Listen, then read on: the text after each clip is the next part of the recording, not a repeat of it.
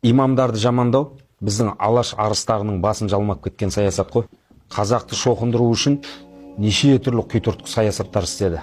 Ақырында сендер сақтың, ғұнның ұрпағысыңдар. Сендердің бабаларың әлемді жаулаған, дегізді да, ал енді сақ, ғұндар тәңіршілдік дінін ұстанған, ислам емес, деп соған қайтару керек болды. Бұл Владимир Ильинскийдің саясаты. Біз қазақтарды осы бір сенімге қайтарсақ тәңіршілдікке, оларды оп-оңай шоқындырып аламыз, оп-оңай отырлап аламыз деген саясат болған. Ал енді сол саясат қайтадан бұл күнде сойылын соғып тұр да.